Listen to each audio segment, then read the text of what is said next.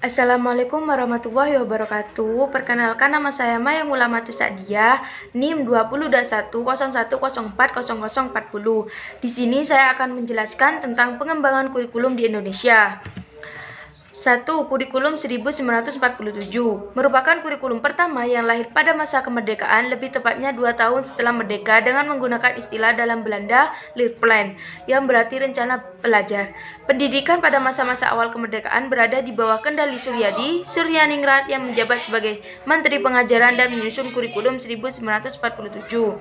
2. Kurikulum 1964 adalah pembelajaran Pancawantana, yaitu pengembangan moral, kecerdasan, emosional dan artistik, keprigelan, dan jasmani.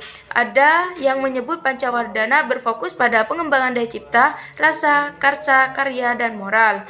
3. Kurikulum 1968 bersifat politis, mengganti rencana pendidikan 1964 yang dicitrakan sebagai produk Orde Lama. Dari segi tujuan pendidik, kurikulum 1968 bertujuan bahwa pendidikan ditekankan pada upaya untuk membentuk manusia Pancasila sejati, kuat dan sehat jasmani, mempertinggi kecerdasan dan keterampilan jasmani, moral, budi pekerti, dan keyakinan beragama. 4. Kurikulum 1973.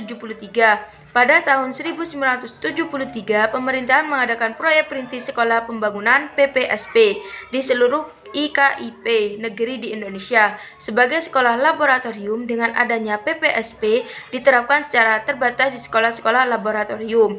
Rasionalnya, untuk meningkatkan mutu pendidikan, proses belajar mengajar perlu menerapkan sistem belajar tuntas dan maju berkelanjutan melalui sistem modul. 5. Kurikulum 1975 mendekatkan pada tujuan agar pendidikan lebih efektif dan efisien. Latar belakangi lahirnya kurikulum ini adalah pengaruh konsep di bidang manajemen, yaitu MBO, Management by Objective, yang terkenal saat itu. Metode, materi, dan tujuan pengajaran dirinci dalam prosedur pengembangan sistem instruksional PPSI yang dikenal dengan istilah satuan pelajar, yaitu rencana pelajaran setiap tahun bahasa. 6. Kurikulum 1984 mengusung proses skill approach. Meski mengutamakan pendidikan proses, tapi faktor tujuan tetap penting. Kurikulum ini juga sering disebut kurikulum 1975 yang disempurnakan. Posisi siswa ditempatkan sebagai subjek belajar dan mengamati sesuatu, mengelompokkan, mendiskusikan, hingga melaporkan akhir-akhiran penolakan CBSA bermunculan berdasarkan dengan 3 pertimbangan. Yang pertama, adanya perubahan dalam kebijakan politik dengan adanya pendidikan sejarah perjuangan bangsa.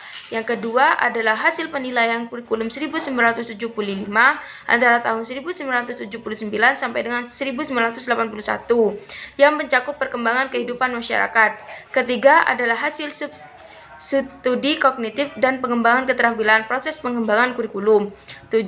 Kurikulum 1994 merupakan hasil upaya untuk memadukan kurikulum-kurikulum sebelumnya, terutama kurikulum 1075 dan 1984 pada kurikulum sebelumnya, yaitu kurikulum 98.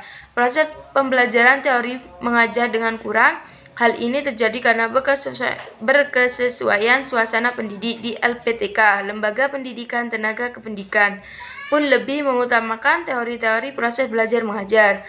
Kurikulum 1994 dibuat sebagai penyempurnaan kurikulum 1984 dan dilaksanakan sesuai dengan Undang-Undang Nomor 2 Tahun 1989 tentang Sistem Pendidikan Nasional.